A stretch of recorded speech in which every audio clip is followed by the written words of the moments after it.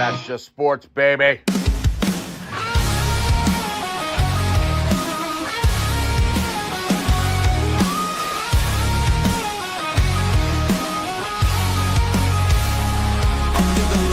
Crowd goes wild, strawberry ice, bringing fire and style.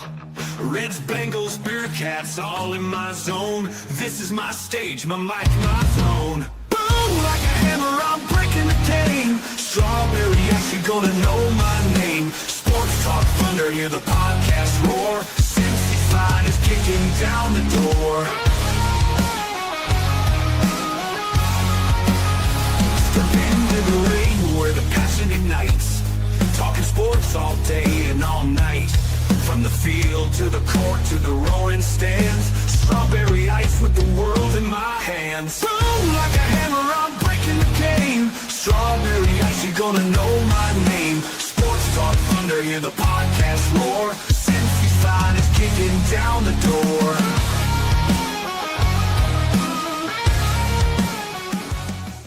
Hey guys, what's going on? Welcome to the show, and hopefully you can see me today. This is Sports with Strawberry Ice. I'm the host, I'm your host, Iceman, Jeff Chernopol.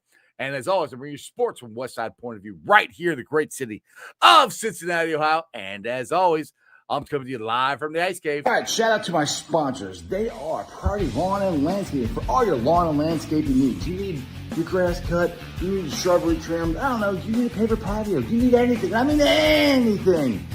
Landscaping requires, think Priority Lawn and Landscaping. Also, shout out to T Properties, quality housing for quality people. Check out the website at www.tpropertiesllc.com for all your rental property management needs and your rental needs. And of course, Meyer Window, Door, and more. I got it in my house. I highly recommend you get them in yours. They're energy efficient, great looking windows, easy to clean. Meyer Window, Door, and more. The website is MeyerCincinnati.com. And also shout out to my favorite brewery, Moorline Lager House. Get on down there, get you some delicious Moorline beer, some delicious Moorline food. You tell them I sent you. Moorline Lager House. And one more thing about the Moorline Lager House. We're doing a live show September 9th for the Joe Burrow Foundation. It's Dine for 9. So 9% of the food and drink you purchase, 9% of it goes to the Joe Burrow Foundation. Now, the Moorline Lager House is not the only restaurant that's doing that. There's a list of them, I'm sure, on the Joe Burrow Foundation. But this is the only one that I'll be at, doing a live show for 2 hours from 5:30 to 7:30. Joe Farsing will be there.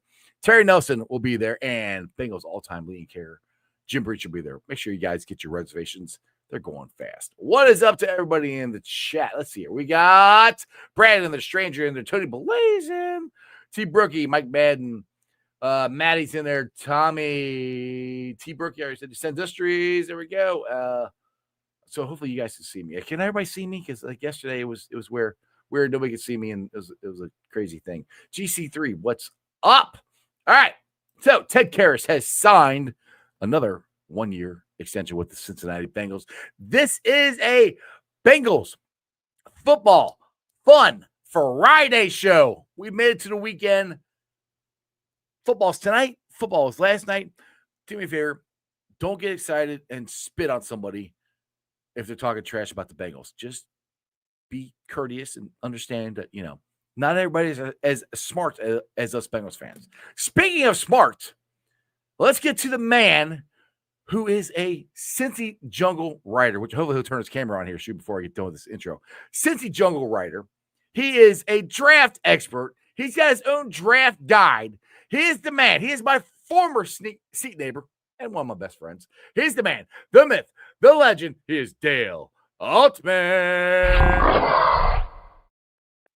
What's up, Dale? Yeah, that's me. That's you, buddy.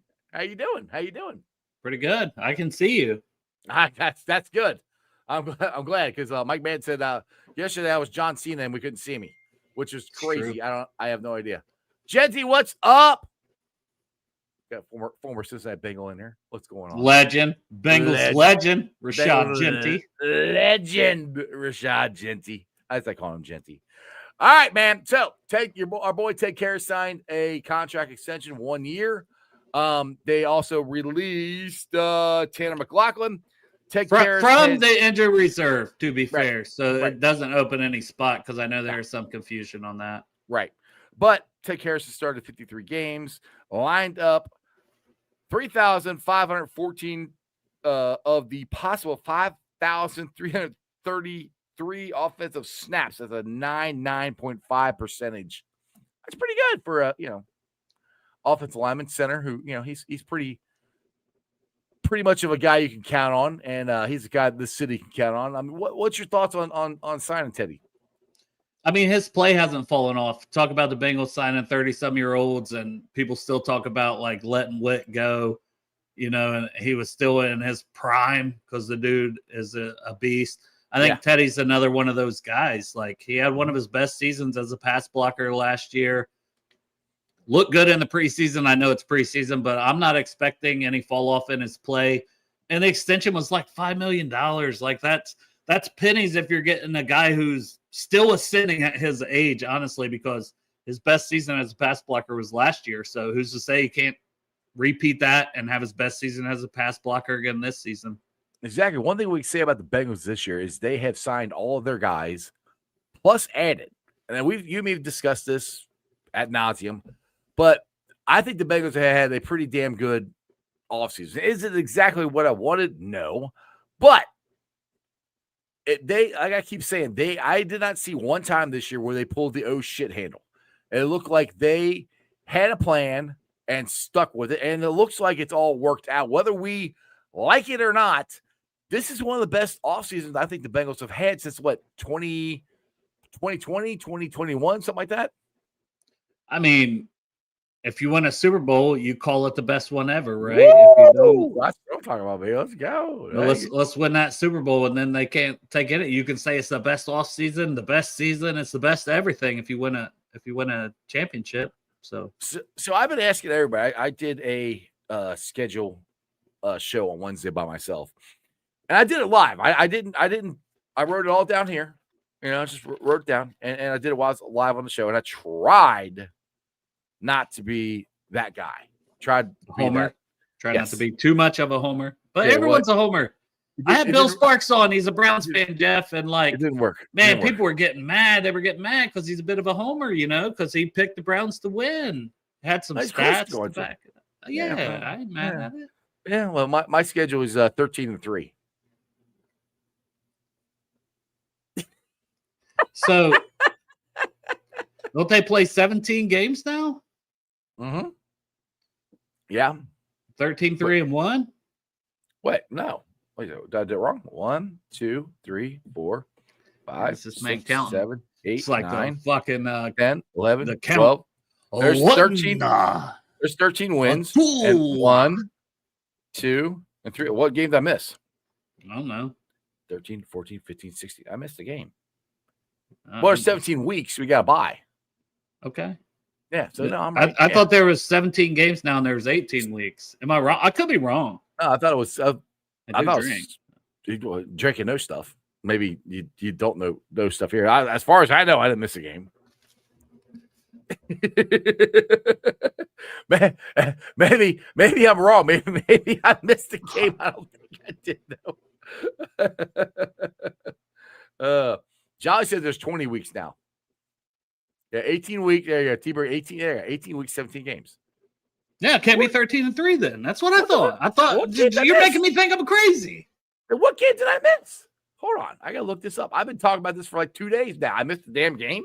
Hold on. Apparently, if your record is 13-3, maybe it's 13-4. I got 13. I only got 3 losses. Let's see your schedule. What games did I miss? Like T. Bricky said, we can go over the games. Let's go. Oh, I've done it like last 2 days. I can do it again here. Hold on. I'll bring them up here. Share screen. Bingo schedule. Share. Go here and bring it up. Jeff's down bad these last 2 days. This man needs some liquor or something. Oh, I went to the bar and I was watching your show. All right, so let's see. What did I write down? I got Bengals Browns, which is right. Bengals Jags, Bengals Minnesota, Bengals Denver, right? Yes, then Bengals Lions. I got that written down. That's Bengals 5. Yeah, all right. Let's get some more here on the Bengals. Where was the? Oh, okay. The Bengals Steelers. I got that. Bengals Jets. Bengals Bears. Yeah. Bengals Steelers. I got that written down. Bengals Patriots. I got that written down. Bengals Ravens. This is great. This is a great show right here. Bengals Great Buffalo. content. Jeff just reading the schedule. Bengals Ravens. Bengals Miami. Bengals Arizona. And Bengals. What game did I miss? Are you comparing it with your win and loss? Yeah. I didn't miss any games. All right, I'll go through it here. Look, Bengals Browns, I got to win. Bengals Jags, I got to win. Hold on. So that's 2-0. Yep. All right. You ready? Yeah. Bengals Minnesota, that's a loss. 2-1. Bengals Denver, that's a win. 3-1. Bengals and Detroit, that's a win. 4-1. Bengals Packers, loss. 4-2. Bengals Steelers, win. Bengals Jets, 5-2. win. All right, Bengals Jets, 6-2. win. Bengals Bears, win. 7-2. Bengals Steelers, loss. 7-3. Bengals Patriots, win. 8-3. Bengals Ravens, win. 9-3. Bengals, what is it, Baltimore? Bengals Bills. No, Bengals Buffalo, I'll get it right. Bengals Buffalo, win. So 10-3. Bengals Ravens, win. 11-3. Bengals Miami, win. 12-3. Bengals Arizona, win. 13-3. Bengals Browns, loss. All right, so I added one loss wrong. There you go. 13. Yeah, see? There you go. All right, that's what it messed up. Yeah, you just didn't want to mention that last Browns loss. Well, because that one's not going to matter because we're going to win the division, and it's just like every Browns game we ever. So you played basically just wasn't counting it as a loss. Well, yeah, because you just weren't counting it as a game at all because we don't care because by then the season's over and that game wouldn't matter. So Well, at least we figured it out. I mean, I know. I'm like, it was very riveting podcasting. Oh, it's great. And the funny thing is, nobody called me out on it other than you. I'm like, I messed that up, which is not surprising. Yeah, I mess up, numbers. Well, I was like, wait a second. It changed now. They're 17 the last couple of years. Yeah. David says, Jeff, what in the world? Can the Steelers beat us this year? You're calling a total meltdown or what? I got us losing one game to the Steelers. Total meltdown. I got 13-4. What's the total meltdown? 13-4. It's not a total meltdown. What are you talking about? Yeah, no, I didn't count the playoffs now. That's happening. Yeah. So what's your record? What do you got? I think I'm around like 12-5, 13-4. I'm somewhere around that range. It depends. Like I think that stretch with like the Packers and the Lions. Maybe we get one of the two there. Instead of both. I don't know, but yeah, you're right, Wing. The math was not mathing. It was now not. The math. Math. And I everything. did. I wrote it all down right. I just wrote I had 4 losses instead of 3. So Natty says we're sweeping Pittsburgh, Cleveland, and split with the Ratbirds. I got to sweeping the Ratbirds because I hate them. So I want to. I mean, that'd be nice, but yeah, I think I also have a split there. I have a split with like Pittsburgh because should we beat them twice? Sure, but. It's AFC. It doesn't matter. And it doesn't matter. There's always a game. I mean, fucking Mason Rudolph's beat us before, so. Yeah. I don't even want to talk about that. Honestly, I didn't give a shit about that whole schedule. I give a shit about Sunday. I give a shit about playing the Cleveland Browns. I give a shit about starting out 1-0. Because it was Brown. Flush it down, baby. I believe the last time we started 1-0, we played the Minnesota Vikings in 2021. We went to the Super Bowl, and had it not been for a shitty call, we would be Super Bowl champions that year in Joe Burrow's second season, Jamar Chase's first season in the NFL. So I don't know. Maybe win the opener. Maybe win the opener and win the whole damn thing. Well, honestly, that's my whole point to this thing is Joe Burrow. Dustin had a super chat. He's trying to alert you from earlier. He did? It's when you were trying to count. So there's a lot going on. Oh, there it is. The 1, 2, 3. My bad, Dustin. It didn't pop up on top. It usually gives you a notification there. Thanks for $5 super chat. Do you guys feel like we're better road team than a home game? I feel like we always lay an egg at home, which is what worries me in week 2 at Jacksonville. Typically we have been, but that's to me, that's the whole thing of starting fast and changing this whole thing. I think starting fast also means being a better home team than we have been. I think we need to go undefeated at home. Do I think we are? I don't know because I haven't played the game yet. So it's kind of hard to actually predict that. What do you think there, Dale? We were not very good at home last year. No. So like recency bias says yes. That we're better going on the road week 1 just because we opened at home and lost to the Patriots and we didn't expect it. But I think we got a can of whoop ass for a lot of teams with the healthy Joe Burrow. I think what I'm saying. I even, maybe I'm just being irrational right now because I'm excited for the season. I'm going to put my Homer Bengals hat on. I don't think Lucas Patrick is as bad as what people are saying he is. He looked really good in what I cut up from the Washington. He looked okay.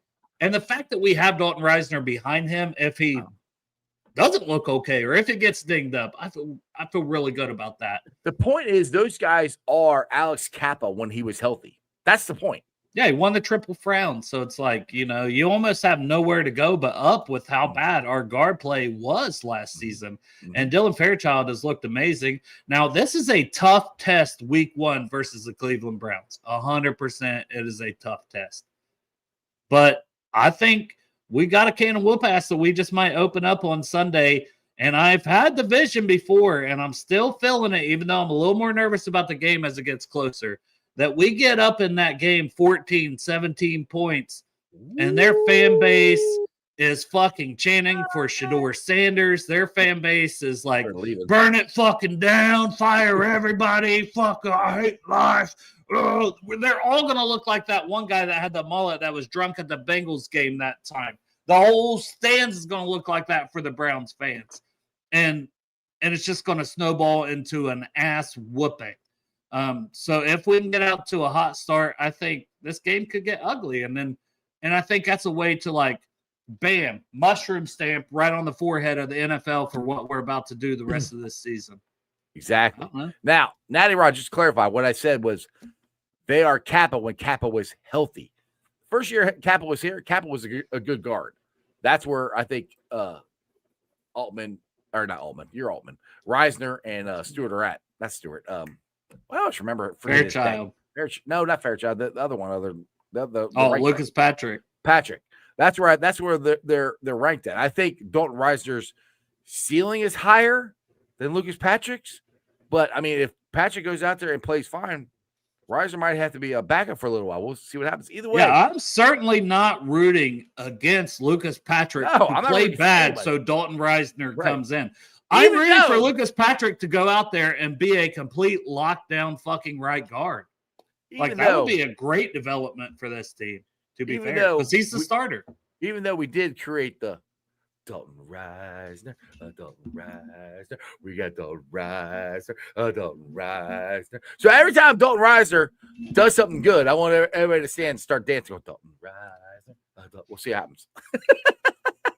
But I mean, the thing, it's depth, and that's one of the biggest things that I've wanted is depth. Last year going into the season, you and me complained about the depth on the offensive line. We didn't know Alex Kappa was going to be as bad as he was, but we were like, we need depth. Now Cody Ford did better than we thought he would, but our guards are still crap last year. Our guards are going to play better, I think, than they did last year. So that, to me, our offensive line's going to be better. Joe Burrow, and this is where I keep trying to, this is not orange-colored sunglasses. Joe Burrow said he feels as healthy as he's ever felt. He's from his rookie year. He said he's planning on putting on a show. Joe Burrow is that confident to sit there and say that in a press conference? I'll get your popcorn ready, bro. Because I'm telling you, we're going to drop something on them, I think. I really do. I think it might be like I'm more worried about the defense than I am the offense. I think we're going to drop 30 on them at least. We'll see what their defense or what their offense could do versus our defense, because that's going to be the whole key to this season is what can our defense do. Fuzzy Balls with a super chat. It's hard to believe that Burrow, Higgins, and Wilson are in their 6th season. And a Lombardi trophy would cement the 2020 draft class as the best one in Bengals history. Yeah, but dude, I kind of forget that Logan Wilson, since I'm kind of worried about him falling off, was in the same class as Burrow and Higgins, because it was an incredible draft, you know. And when you're picking at the top of the draft, it should be, honestly, because it's basically that 2nd-round picks is an extra first. That 3rd-round pick is an extra second, if you look at it that way. Right. But I just need Logan Wilson to be that is the biggest matchup for me, honestly, Jeff, because there's going to be times that our linebackers are matched up with tight ends, running backs, whatever. Yep. Well, and that's the biggest just weapon. Coming down, stopping the run, everything. I need Demetrius Knight and Logan Wilson. It has to be one of the biggest keys to the game this week is how our linebackers play, period.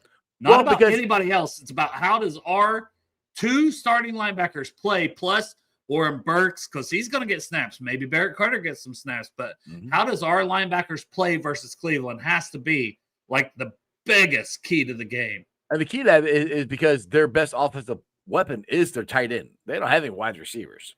They got 2 now. I forgot about Harold Fannin from Bowling Green. Oh, that's right. They did get him. The rookie. He's a weepon. You can split him out almost like a wide receiver, and that does add to the weapons. And Flacco could utilize the hell out of that. So that's the middle field. That's him. Yeah, that's where the middle field. That's where the linebackers have got to step up. So yeah, that's the key matchup for me. Greg here says Tobin said he didn't want to pay the same team he had in 2024. The defense is exactly the same. Personal exception of Stewart, Knight, unproven rookies, but he's added to it, so it's not the exact same team. I mean, that was kind of people take that for what they want. Like you and me thought, okay, I'm not going to speak for you. I thought they'd sign 2 veteran guards. I thought they'd sign an edge. I thought they'd sign a safety. To be honest, the only thing that they haven't signed that I'd like them to sign is a safety. But other than that, they've drafted 2 offensive linemen, 2 guards. They've signed 2 offensive linemen. They've signed a defensive stopper in the middle, TJ Slayton. They signed a linebacker. So it's not exactly the same team. It is different. It's not as different as we as Bengals fans would have taken it from what he said. Does that make sense? Yeah, I have 2 thoughts, actually. One is the Mike Pennell signing, but I'll get to that second. Yeah. I know he's on the practice squad, but that's another addition. I think he's going to play. But the other thought is what we've talked about several times. 10 out of the last 13 picks in the top 3 rounds have been on defense. Right. So while it is a lot of the same players, it is a new defensive coordinator, and you are just hoping that Al Golden can get the best out of some of these guys who were thought highly enough to go in the top 100 picks. 10 players out of 13 that we've drafted have been on defense and not on offense. Right. As it should be when you have a Joe Burrow and Jamar Chase. You start hammering the defense early and often in your draft picks. But now it's put up or shut up time. It's time for Myles Murphy to show up. It's time for Joseph Osai even to show up. It's time for Jordan Battle to show up. It's time for Cam Taylor-Britt, DJ Turner, Josh Newton, Dax Hill. All of these guys were high draft picks because they're talented. So, yes, the defense has been disappointing. I won't believe they're not going to disappoint me again until I see them go out and do something. And it's not just I need to go see them be good for 2 or 3 weeks for me to believe. But it all starts on fucking Sunday. And if they are not locked in and ready to go on Sunday, then we are in trouble. We are hurting, and it's going to be a long season if Flacco goes out there and puts up 300-plus yards on this team. And it's okay if he puts up 300-plus in a blowout. Now, it's different if he puts 300-plus up and it's a close game or a Browns win. Then we're like, fuck, we couldn't stop anybody. Now, the thing for me is like this is where I keep going back to, and this is what I've seen. I've seen this team, this defense go against our offense, who is the elite, one of the best offense, not maybe the best offense in the league, and shut them down. And I know people are like, oh, they know the plays. Like, yeah, I don't care. Jamar Chase, T. Higgins, Joe Burrow can tell you what the hell they're going to do, and 9 times out of 10 they're going to beat you. You know, that's how good they are. Because Joe Burrow can put the ball where it's undefensible. But these guys have looked good in practice, and I've seen it. Now, why it looks like it does in the preseason, I don't know. That's where I'm like, I think they're going to be better because I've actually seen it with my own eyes. I know it's in practice, but again, I'm with you, Dale. I won't totally trust it until I've seen it for multiple weeks. And honestly, I'll be fired up, Jeff. If I see it for the first series of the game and we get 3 and out or stop and it's not a touchdown right away, I'll be excited. Like, I'm all in. Super Bowl. Like, come on, let's be realistic. When Sunday rolls around, I'm going to be honest. This is me as a fan. And you can say, oh, you overreact. I'm going to fucking overreact right away, no matter what happens. We can either go down, get a 3. Let's say they start with the ball. We get a 3 and out, then we get a touchdown. Fucking Super Bowl. It's over. Suck my dick. Or, like, let's say we get the ball, we go 3 and out. The Browns get the ball, they score a touchdown on our defense. I'm going to go, fucking defense sucks. Front office sucks. Katie and Troy Blackburn are fucking bums. I'm going to overreact. This is what I had to listen to behind me for years. One way or the other, I'm going to overreact, and I can just tell everyone that's going to happen. So Satori is watching. He must not be selling cars here, but he says CTB, Dax, Turner, batter miles aside, need to play to expectation. That's a long list. Yeah, it's a long. But the thing is, we've seen these guys do it. You know, it's not like we're asking them to do something we've never ever seen them do. So we just want them to do it consistently, you know, and will they do it? I have no clue. I hope they do. I've seen them do it against our offense, which I think our offense is the best in the league.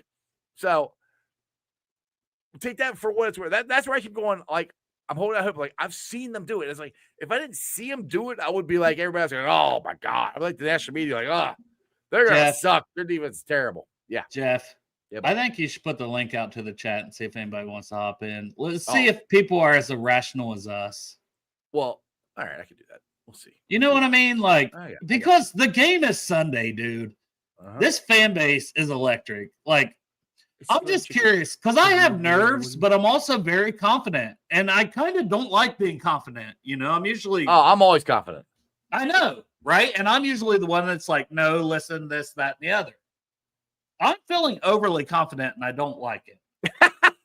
That's because you're on my show. I'm always confident. So no, but I've been feeling this way. But I'm also nerves are hitting. So the reason to be overconfident is the stuff. It's not necessarily the defense. I'm not confident on the defense. A healthy Burrow. A healthy Burrow is huge. A happy Jamar Chase, a happy T, a happy Trey Henderson is huge.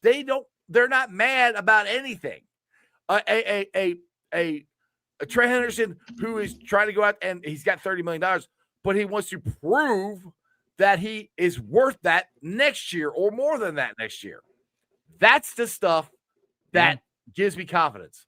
Well, and honestly, Jeff, how many years have I bitched and said I just want to see the Bengals do what the Ravens do and go add these veteran free agents that still have something left in the tank.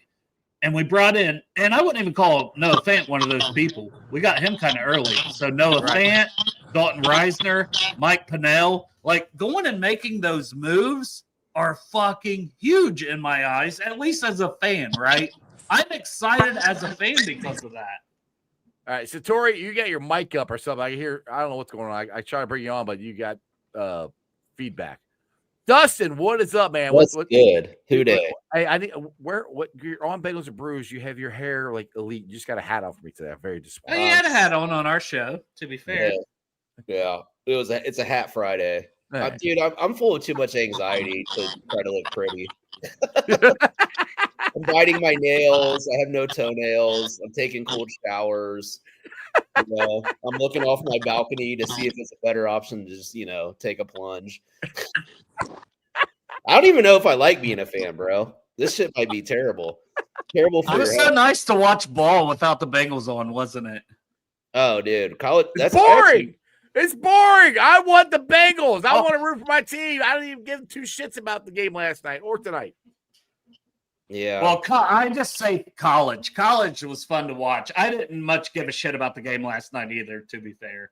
Well, you do glean other things from other teams. Like, look, the Eagles went out and signed Sadarius Smith already. So it's like they went out and made a lot of signings in free agency on their D line. And are they scrambling already? And they still almost lost. Like, be careful of like adding, just building through free agency. That can backfire for you. Exactly. Well, that's what I like. Like I've said this. I don't. My point to this whole offseason is I didn't see the Bengals pull the shit handle. It seemed like they actually had a plan, whether we like the plan or not. They had a plan. They stuck with it. That the last 2 years, I don't think they had a plan. I think they would lose guys that they didn't think they were going to lose, and they're like, "Oh crap, let's go sign Nick Scott. Oh crap, let's go sign Sheldon Rankins." And they didn't add anybody. They lost guys and then they added somebody to replace them, but they didn't really add him. This year, they signed their own guys and they added. So yeah. Is it exactly what we wanted? No. I would have liked to have gotten some more edges and a safety and other things, but yeah, it's better. It's better than what it was last couple of years. Well, Santori could probably talk about this with his coaching experience, but it did feel erratic for a couple of years. How much of that was like communication from the coaching staff of like their clear vision of what type of players they wanted? It just feels like this coaching staff is younger, more energetic. Like I just feel better about the coaching staff that we had. I mean, Frank Pollock, since he came back, our O line did not perform if by any metric for the most part. A lot of what ends up happening with coaching staffs, typically they only last 3 or 4 years for a reason, and that's because their message runs stale. You're only going to last as long as people are buying in to what you're coaching, and that's going to come in from performance. So, some of that's going to come in from they weren't great developing guys, and then you're running guys out there that might not be 100% integrated into a system. Then the system starts to fail. Then players start looking at each other. It's kind of just a domino effect.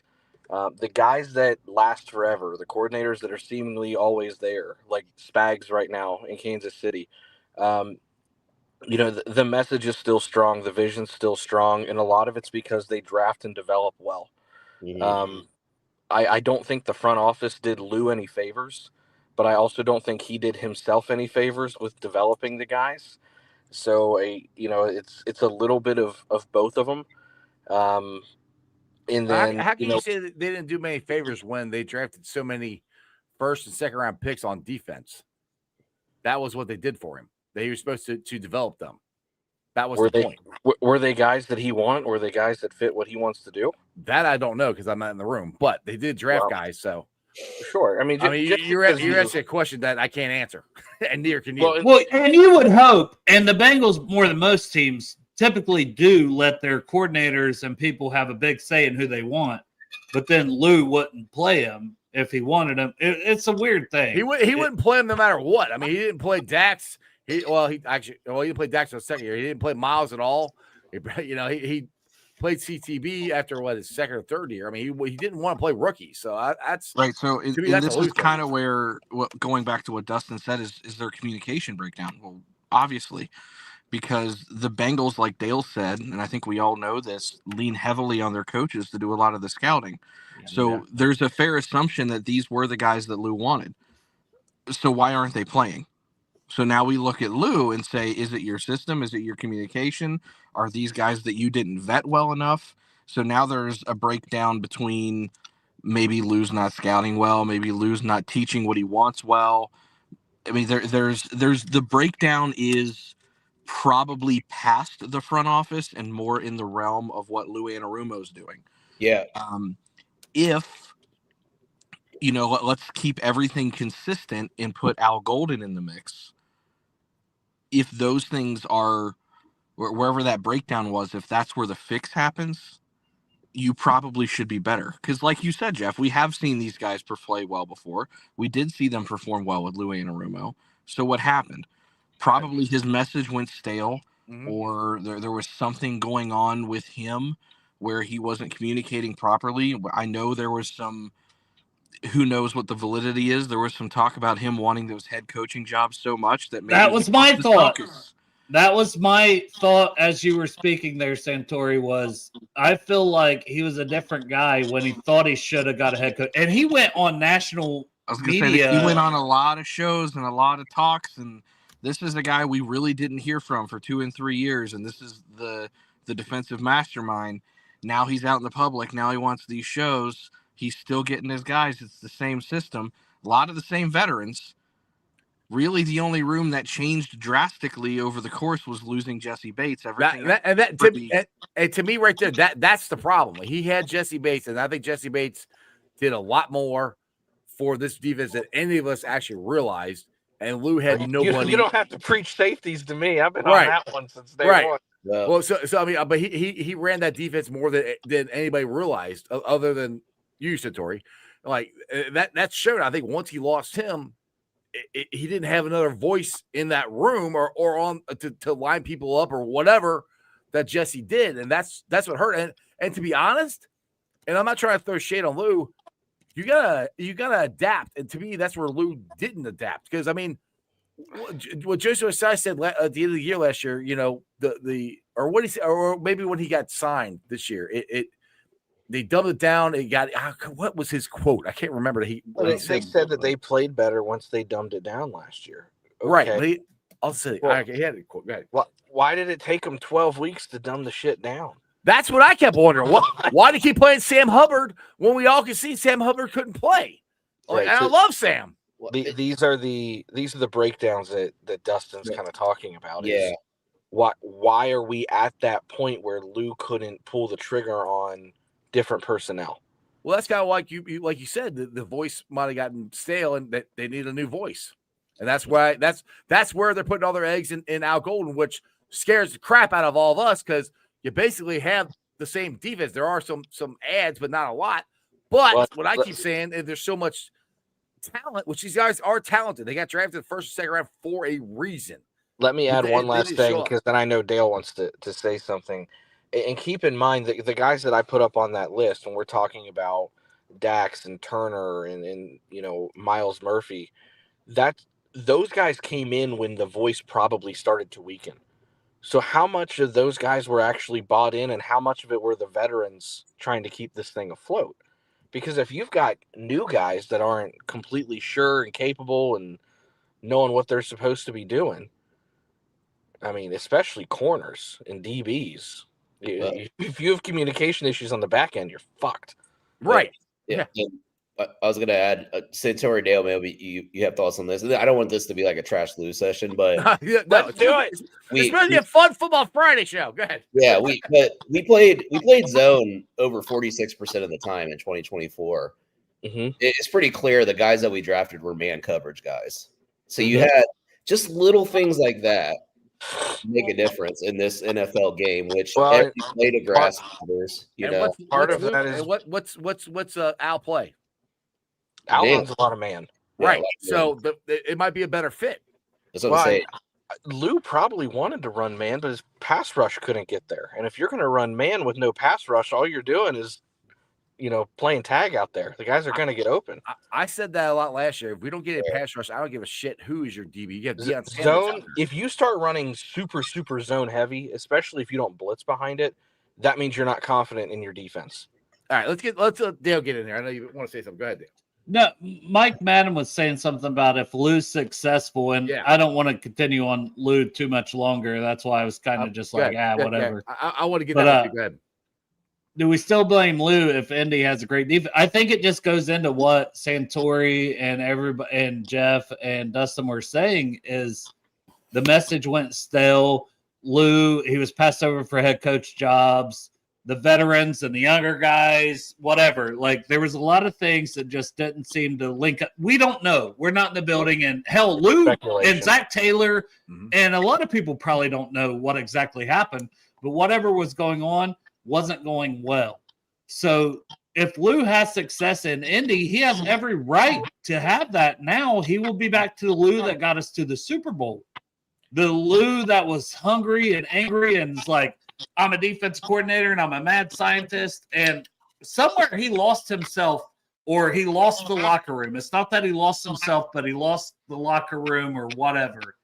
Something wasn't lined up. But now that he's in Indy, he's a fresh face there. He should have all and say, hey, I got the Bengals. He could say, I got the Bengals to the Super Bowl with my defense. He should have that team bought in. Right. He beat the Chiefs a few times with that defense. So one thing I want to say too. All right. So do you guys? I'll just ask all three of you here. Was the offense better last year under Pitch than it was under Callahan? Was it more explosive? Was it? Did you think? Because I think it was. I'll put it out there. Do you guys think it was better? Yes. I'll say yes. I'll go quick. Yes, because I thought Pitcher moved guys around more, which opened up Jamar Chase specifically to win the Triple Crown. Yeah, I would say yes. We also, not to be overlooked, we did add the pass game coordinator from Minnesota. Okay. Adi, I think his name was. Yeah. Who had a lot of great route designs, used Chase a lot. I think we were more multiple. I think we had to go away from the 12 personnel and all went down. I would love to see what that would have looked like last year. My only knock against the offense. Hold on, Dustin. Let me finish this point real quick, and then you go ahead. My point to that is kind of what we've all been saying here, is they got a different voice in that offensive room. So the same thing could happen in the defensive room, because the offense last year, actually, we lost guys. We lost Mixon last year. We lost Tyler Boyd, and we were more explosive. We didn't really add anything offensively to that room. This year, defense, we got a new voice, and we've added a couple things, not a lot, but there's a lot of time. So it could be the same thing where it's a different, like we've all been saying, the voice got stale, and Al fits this defense better than what Lou did. I think Pitch fits this offense better than what Callahan did, because like to what Dale said, where he moved Chase right, and I said that last year. I said it might be addition by subtraction by losing Tyler Boyd, because Tyler Boyd only played the slot. That way, other guys can move in the slot. They can move T around and move that, and our offense took off. It was more consistent last year. So maybe it's the same thing. Yeah, let's be honest, this is a coach's league.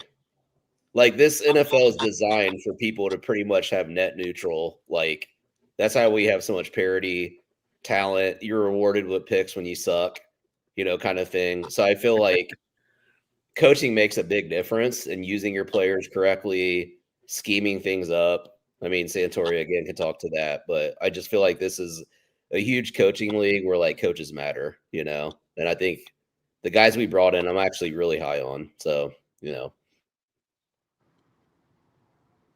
you want my opinion if the offense is better or not? Yeah, go ahead. The pass game by far is better. The run game is not. I think it will be this year. Okay, thank you. Last year, I think there were flashes of it. I think that they were in such a spot of necessity that they had to be explosive or they were screwed last year. Yeah. That they had to get away from a lot of the things they wanted to do, and it forced their hand. Now, granted, there's some good things that came out of that. Jamar Chase was all over the field. They did find out what they can and can't do with Chase Brown. They did find out that you can actually stretch the field with Gesicki, and Yoshi's starting to come into his own.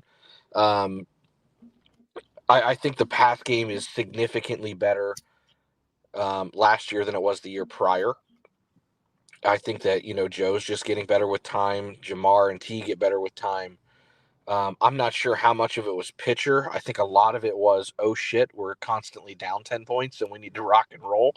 And Joe Burrow, right? It's easier to look good when Joe Burrow is your quarterback. I don't think we have that on the defense. A lot of the times the issues we ran into when we were talking about the offense, especially going back to 21, 22, 23, where seemingly we always had the same conversation of Zach would take the ball out of Joe's hand at some point, and Zach would always have the press conference somewhere at some point in the year of, well, I guess I just need to let Joe be Joe. Joe didn't have that problem last year because Zach didn't have the ability to move away from Joe Burrow. And we watched Madden, basically, last year and just saw what we can do if we just drop back and throw it 50 times a game.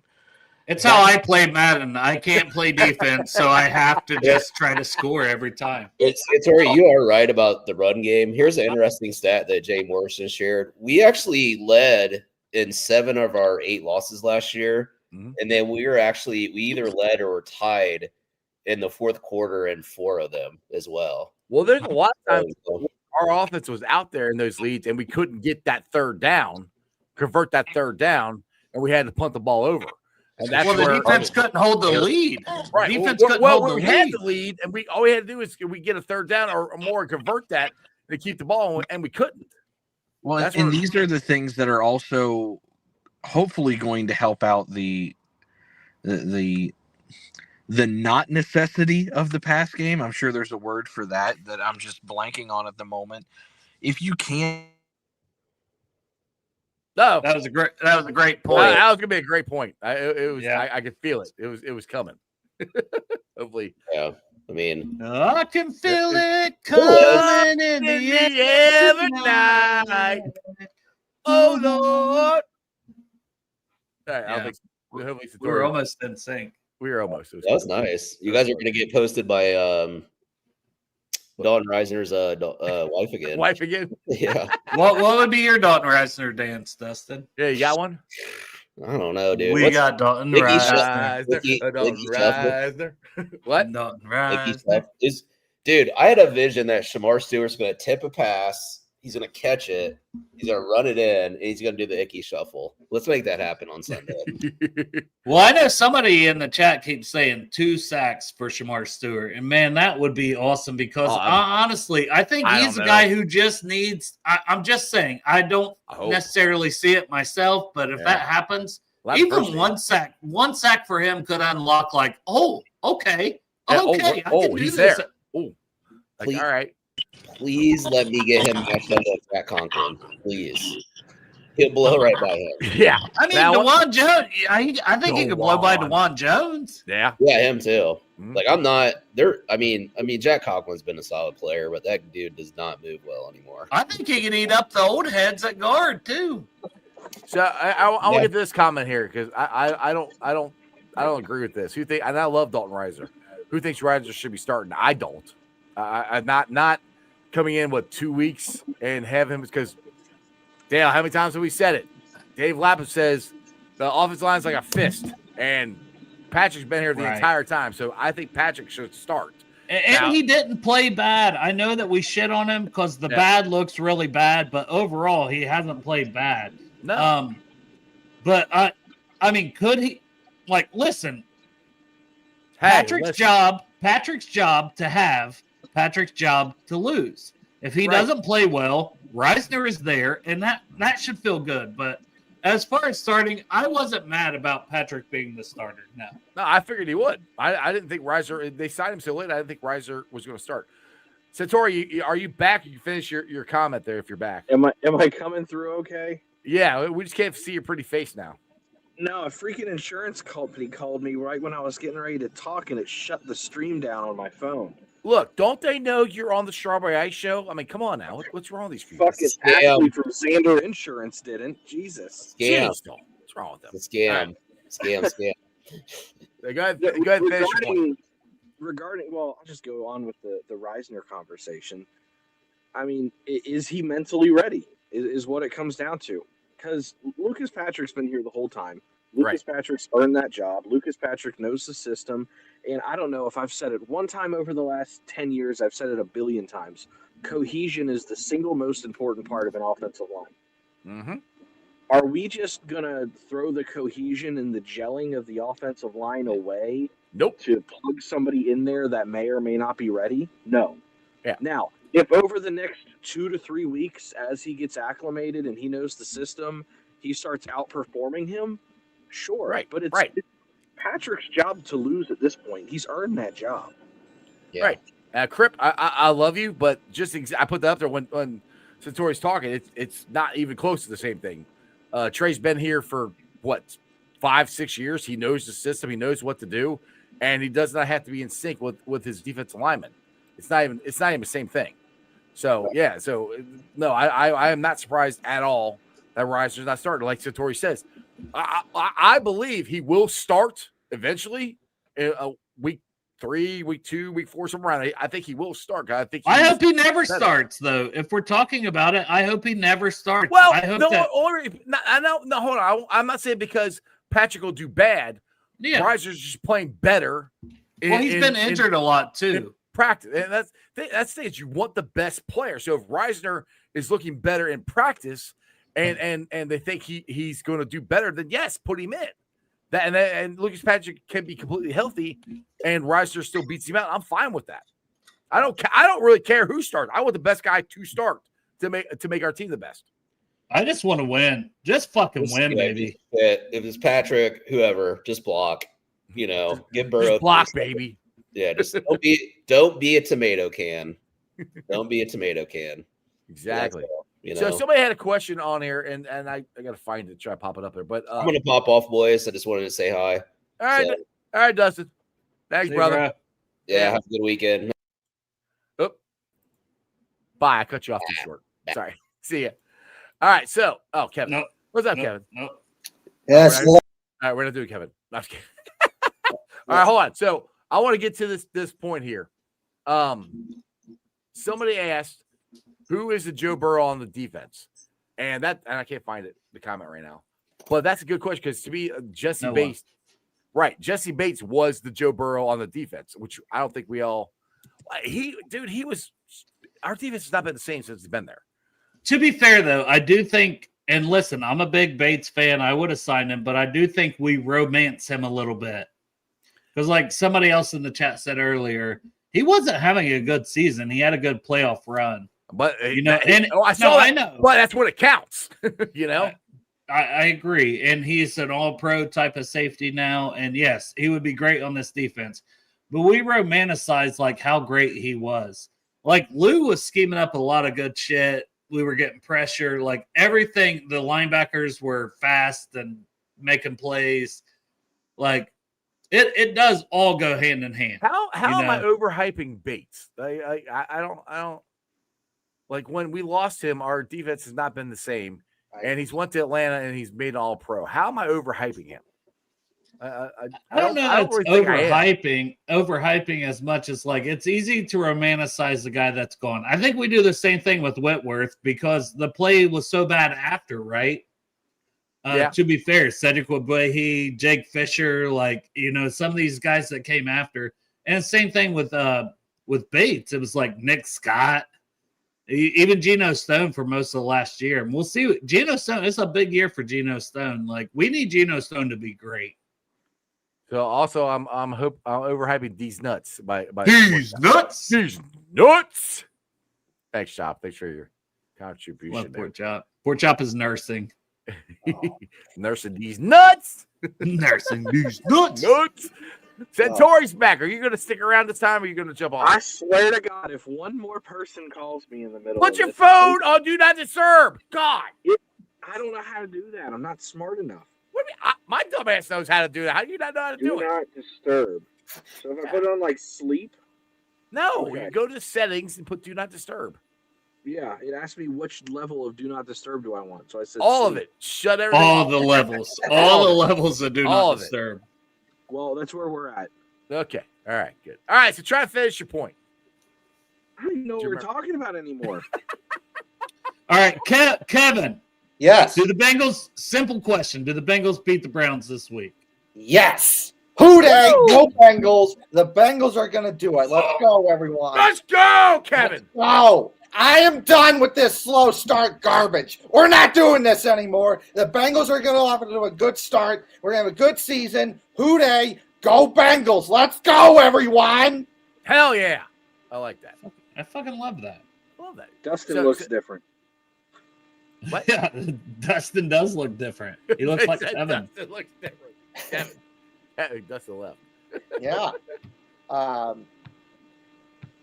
I'd say about Jesse Bates, to answer your question, Jeff, why would you be overrating him? Is perhaps, if you are, he did really good in the playoffs and everything, help us get to a Super Bowl and all that stuff. That's awesome. But if you're only good in the playoffs, well, that's useless because you have to get to the playoffs for him to do that good play. If you're not going to give me anything in the regular season, then it's Right. I mean, if you're the time to make the plays is the playoffs, and that's what Jesse did. I mean, yeah. You can say what you want, but that's where I'm like, I don't think I'm overhyping him. I mean, because you can see our defense hasn't been the same. I mean, it's obvious. So, I mean, hopefully, what I'm hoping that since I'll ask you this: Geno Stone last year, toward the end of the season, ended up with what, 4 picks? Is that what he had? Is that what he ended up with, guys? Do you remember for sure? Sounds good to me. So, all right. He ended up with So, okay, so what he did in Baltimore, from what I understand, and Satori's coached football and knows a lot more about coaching and all this stuff than I do, but it seemed like he got more into the center field of what, how he played safety. Do you, in this man coverage of Al Golden, will they put him back in that position so he can be that center field guy and just playing and not have to necessarily cover guys, but playing the ball, which I think he does better at than trying to cover guys? Is that how you think they're going to do this, or what? I just want to say you can't do that if you don't stop the run. True. Right. So that's why I signed TJ Slayton, hopefully. Go ahead, Satori. The biggest difference between him in Baltimore and him in Cincinnati was the chaos going on in front of him. Right. So when you have everything going on in front of you the way it's supposed to, it allows you not to freelance, but definitely be more aggressive and ball hawk. Right. In the last 4 weeks last year in Cincinnati, when everything was playing a little bit better, whether that was our defense or the lack of competition, whatever it was, the box was able to control what they needed to control. It allows you to do different things. The D-line did its job. Linebackers are able to play better because of that. They're not cheating in coverage. Stone's not cheating in coverage. The things that go well with Geno Stone, not only when he gets to play center field, but when he gets to play robber in the middle.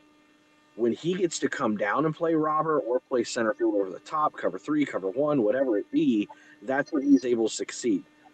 The Bengals, when they're going bad, are constantly having to go into umbrella coverage, cover 2, cover 3, cover 2, and cover 2 trail/quarters. That's when Geno Stone's a problem, because now he's having to flow sideline to midfield as opposed to having help everywhere. Right. He's not an athletic safety. And that's not a dig on him. That's just his profile. It's just facts. Right. So when you have somebody that's not necessarily a transcendent athlete, you need to put them in situations that they are able to succeed. When you look at the big plays and the big moments that he has, it's when he's able to jump routes. Right. A lot of times when he has issues, it's because he's got flat-footed or someone's trying to chase him deep down the field. He's not a guy that's going to run stride for stride with a 4-3 receiver down the middle of the field and play a true center field. He's somebody that's going to have to keep it in front of him. The way that you're able to keep things in front of him is by controlling the line. Your linebackers play freely. I'm laughing at you, laughing at Dale. I have no idea what the hell that was, but that's all. Well, it's a fire show. Hit the like button, and subscribe. And I was giving it 2 thumbs We're all up. like, yeah, hit the likes. Let's go. I was sucking off 2 thumbs up. Okay, Exactly. It happens. It's fun Friday show. Oh, yeah, Does that make sense? What I was saying? Yeah. I wasn't. I was sucking my thumbs to be No, it honest. makes sense. So my question is, for what you said, do you think with Al Golden's defense that he would be put in that position? Is that what you think? Al Golden's okay? That's the gist of what I've got. That I think that's why I think they didn't get rid of him, because Al Golden's like, I can put him in the position to use him for what he's good at. If you're going to be in a deep center field or a robber scenario, it typically means you have man coverage somewhere else. Dale? Thank you for calling on me. I have a question for everybody. Who is the most important defensive player not named Trey Hendrickson, in your opinion, this season? For me, I'm going to say I have a couple, but I'm going to say Jordan Battle, because I believed in Jordan Battle coming out of the draft. I almost wanted to say Logan Wilson, because I need to make sure he didn't lose a step. There's so many not named Trey Henderson, who's the most important defensive player, but I'm going to say Jordan Battle. I need him to look like a starting caliber safety that hits somebody, knocks them, like the 4-year leader captain he was at Alabama when we drafted him, that I thought was a steal in the 3rd round. He has to start playing up to that. He didn't look like that in the preseason, but you know what? We didn't look good as a whole on the defense in the preseason. So Right. I'm going to say Jordan Battle, and Jordan Battle could surprise people. So Jordan Battle is my pick, not named Trey Henderson. That is the most important defensive player. Well, mine, I don't want to say one person, but I'm going to take, I'm going to. See, that's cheating. Okay. Well, it's a good question. That's why it's a good question. Somebody's got to get pressure on the quarterback other than Trey. I understand. So That's my answer. right. Whoever edge rusher 2 is. Right. So Shamar, Miles Murphy, Osai, Miles Murphy. One of those 3 has got to get. And it could be all 3 of them. But that to me, Whoever the Dingleberry is across from Trey. Right. That's the thing we didn't get last year. If we can get and if we can get pressure up the middle from Shamar and pressure from the outside from Osai or Murphy, that's the best case. You get pressure on the quarterback, any quarterback, it makes all that secondary better. So then I screamed and hollered about that last year that we didn't have anybody. I was like, play Osai, play Miles Murray, and they wouldn't freaking play him. Like, see, the chat gets the assignment. Like, I see Shamar Stewart. If we have a 1-2 punch, Andrew says BJ Hill. Natty Ron says Slayton.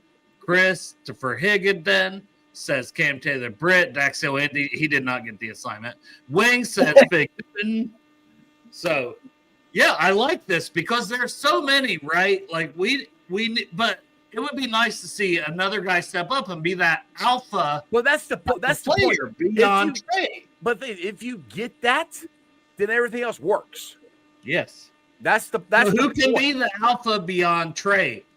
Stewart? Right off the bat, I'm going to say Osai. I'll say Osai. I like it. We've seen that from him. He stepped up at the end of last year. I'm hoping it's Stewart. And I love Miles Murphy, but I haven't seen anything from Miles Murphy. I just haven't seen it. Osai is the one that's on that line that I've actually seen it. And he's healthy this year. He didn't get injured last year. I think it took him a while to recover from whatever injury he was recovering from. And the second half, he started coming on. So I'll go with Osai. I'll put it that way. And I like Christopher Higdon, his first one, Cam Taylor Britt, contract year. He could be like, imagine Cam having 5-6 interceptions. Yeah. That changes everything for the season if he has 6 interceptions because those are getting the ball back to Burrow, or it's a pick 6 like he had in Arizona a couple years ago. And that's points on the board that Joe Burrow didn't have to score that our defense scored. Imagine how that could change this shit. Mike, CTB, I agree. This is a good question. Kevin, do you have one? Yeah. Oh, Mike Madden with Geno Stone. He could. Geno Stone with 8 interceptions like he had. Mike did what you said. Well, I can't he's do. allowed. He's allowed. Well, he's allowed, but I'm not. What the hell? So I would have to. I'm in agreement here. I'm going to say Shamar Stewart, but I think in general, I think if someone any other than Trey Hendrickson on the defensive line steps up, it makes everything so much better because you're taking pressure off of Trey Hendrickson.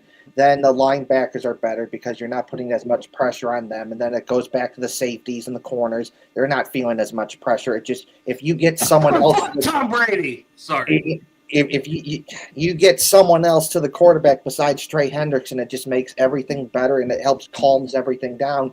And not everything and everyone feels like that they don't have to, I guess, a little more pressure, that you don't have to step up as much. You can just settle in and do your job.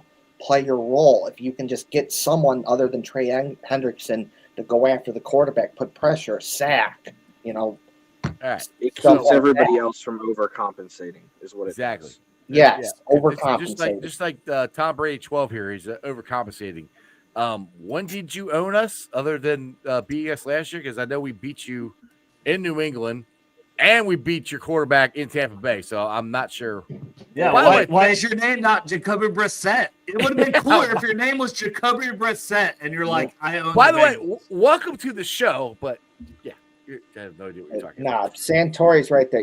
Overcompensate. That's the word I'm looking for. You don't. It helps people not overcompensate for things. If you can get someone else in there to rush besides Trey Hendrickson. Oh, that to me that's the key to this whole thing. You got to get consistent pressure. Go ahead, Santori. Hold on, Jeff. Do you want to keep this rolling? Oh, we're already over an hour. Oh, that's what I'm asking because I gotta check on my dog. If so, it's up to you. It's your show. Actually, I probably gotta get out of here. Actually, to be honest. What's Santori got to say though? Santori, you got any final words here before I get us all out of here? Fuck Cleveland. Yeah, that works. I like that. That's good. That's a good one. Kevin, you got any final words before we end this thing? Yes. First things first. Who Dey? Let's go Bengals. Let's have a good season. All right. Listen. If the 9-8, yeah, fucking the pussy. But you know what? We're gonna do it. Let's have a good season. Let's go make the playoffs, and then let's see how far we can go, and then let's go for the Super Bowl, and let's this Bengals team make history. Perhaps this can be the Bengals team that is the first ever Bengals team to win a Super Bowl. So that years from now, people are talking about this Bengals team like how people talk about the Reds that won the World Series in the 70s and the 90s. That's what I want. I want to be able to years from now and say, how people talk about the Reds, like, yeah, I remember when the Reds won the World Series in the 70s, the Big Red Machine, and like in the 90s with like the Nasty Boys and Eric Davis. I want that about the Bengals. I would think that would be cool if years from now we could look at the 2025 edition of the Cincinnati Bengals and say, I remember when they won a Super Bowl. That was really cool. It was such a great, great time. So Who Dey, go Bengals. And suck our dicks. Suck our fucking dicks. Yeah. I'm not going to do that, but you can too if you want. That's okay. And one last thing for me is like I always Blue do. Jackets. That's right, CBJ. If you're looking for a CBJ. CBJ. But if you are looking for a Blue Jackets themed show, you should check out Brew Jackets every Sunday. It's a good show. Dale started it with me. Good guy. And you should check out. Well, I think you're good. That's besides the point. But check out Brew Jackets every Sunday at 7:00 p.m. Eastern Time for some fun Blue Jackets themed talk, CBJ. And don't forget, check out Union Blue Soldiers. Check out Union Blue Soldiers. Check out Union Blue Soldiers. It's a fun Blue Jackets theme group that I do. Dale has one of these. And one last thing for me. And one last thing for me is that if you're looking for something fun to do on the Blue Jackets home opener on Monday, October 13th, 2025, join me. Pussy. Oh. Yeah. Join me and Union Blue Soldiers for our annual march. We're marching on the nationwide arena to cheer on the Blue Jackets. So let's go. That's Monday, October 13th, 2025, 6:00 p.m. Our bar, and join Union Blue Soldiers for our march on October 13th as we march on to Nationwide Arena to cheer on the Blue Jackets. There you go. Go Bengals, and CBJ. I would love to see a BJ tonight, to be fair. Like, I would love to see a BJ. My wife just fucking slurping on this cock. Yeah. But Tom, does he watch football? Yeah. This guy, he's got the, like, whatever, man. Hey, like, Tom Brady, if you want to, I can send maybe you it's a the link. Actual Tom Brady. If it's the actual really want to Tom, talk, I guess there's a link in the chat. You can jump on and really talk. Yeah. You really want to discuss this? I'm not scared. Tom Brady has a media company now. He could put you on the map, Jeff. Sports or Strawberry Ice for Tom Brady. Here's TB12. Hold on here. Look. See this link right here? You think you're so good? Good. There's the link. It's in the chat. There you go, TB12. Come on now. Come talk to us. If you think got that fucking balls. You got the balls, Tom Brady. The Browns are so much better than us. You fucking bitch. And you think New England owns us for some reason, which I have no idea why, because we beat you. I mean, they do have Super Bowls, to be fair. Well, yeah, but I mean, lately, no. We beat them in New England. We beat them. We beat Tom Brady in Tampa. So I'm just curious. Come on, Tom Brady. You got fucking 1 minute. Don't be a pussy. Come on. You jump on. All that shit talk for nothing. Come on, man. Like, you know me, when opposing fans come on, I just suck their dick. So honestly, you have a friend in me. You got a friend on my whole chat. My whole chat was like, Dale sucking that fucking opposing team's dick again. That's me. The suck opposing team's dick. Come on, Tom Brady. Yeah. Hey, hold on. Here he is. Oh no, Justin Torrey. You're not Tom. You're not Tom Brady. Ah, damn it. We thought it was Tom Brady. Oh God. I mean, I can be. Hold on. All right, go off the screen. Change your thing to some rings on your thing, and then talk as Tom Brady. Like, oh, I fucking fumbled the bag with Giselle. Oh, I fumbled the bag with the other one. I'm Tom Brady. I won Super Bowls. Fuck you. All right, he's not joining. He's too scared. All right, Satori, I'm gonna let you go. All right, bye, Satori. Dale, final words for Who Dey Nation on this fun football Friday before we get the hell out of here. No, I mean, let's fucking rock out with our cocks out on Sunday. Woo! Let's hope our Bengals get us a victory. I got an article coming out tomorrow on Cincy Jungle in the morning. Had one today about college football, but one tomorrow about 3 under the radar Bengals players that could help lead us to victory. One of those may or may not be one of Jeff's best friends in Tyson Anderson. Just saying. Tyson's my boy. It could be. He could be one of the 3 in the article. Did you make sure you spelled out Tyson Anderson? And yeah, I did not put Dejon Anthony. I checked it 3 times before I sent it. That's good. I'm glad you did. Dale, this has been fun. I appreciate it. Hey, let's do this next Friday if you can. We'll see. I like that. Dale's if I'm still alive. Probably. I try to nail him down for Fridays, and he's like, we'll see. I did not get any rum this week, but next Friday we could have Rumdale. I think Rumdale will be back next Friday. If we beat Cleveland, Rumdale was in for next Friday. Locked and solidified. That's what I'm talking about. If we beat Cleveland, Rumdale was 100% in for next Friday. When we beat Cleveland. When we beat Cleveland. Who Dey? Let's go, Dale. Who Dey? All right, guys. Hope you enjoyed that as much as I did. Go follow Dale at Bengals Brews. Go read his stuff at Cincy Jungle. He does a great job. Check out his draft guide for the Project Game Day. All that stuff. Dale's awesome.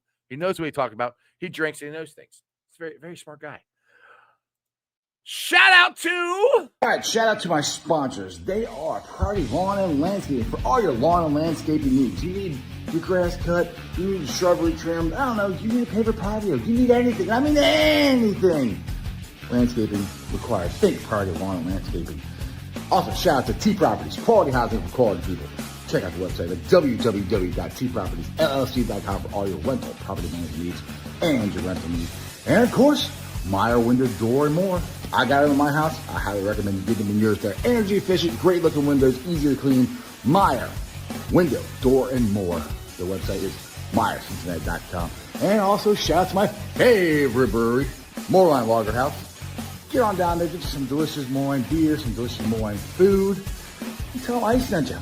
Moorline Lager House. Hey guys, what's going on? Football is back, baby! Looking for a place to watch the Bengals beat the Browns? Might I suggest Moorline Lager House starting at 12 o'clock? I'll be there playing some music, playing some games, and drinking some beer. We got $5 drafts, $5 well drinks, $5 house wine, $5 special shot of the day. I don't know what the shot of the day is, but it's special, so it sounds delicious. We'll also be giving away free samples of Best Day Brewery. Check that out. Come on down. Hold on to your table the entire game. No rush. sit there, chill, have a great time, drink some beer, eat some delicious morning food, and watch the Bengals beat the Browns. Again, that's this Sunday, 12 o'clock, Moreline Lager House Watch Day Experience. Hope to see you there. Let's go. Again, I hope you guys see you guys down there. Starts at 12 o'clock. We're going to have food, fun, and prizes there. I'll be playing music in between the commercials, so it's going to be a great time. There's no cost for this other than whatever you buy there and parking to get there. So come on down. It's going to be a great time. Thanks for watching. I'm live streaming on YouTube, Facebook, X, Twitch. You can follow me on all those along with Instagram, Threads, and TikTok. I will be pulling off sound later on tonight. I didn't yesterday because the show, if you watched it yesterday, was kind of didn't really go great. You have to go back and watch yesterday's show if you didn't see it. But I will be pulling this out later on tonight. Put it on the podcast on BeatPod, Apple iTunes, Spotify, Google, Stitcher Play, pretty much wherever you get your podcast. Do me a favor, watch, listen to it, rate, like, and review. Leave a 5-star review in the comments so more Cincinnati fans can find my podcast. Other than that, the Bengals are going to whoop the Browns. Remember, if it's Brown, flush it down. And remember one thing and one thing only. That is Who Dey for life. And throw it up. That's just sports, baby. See ya!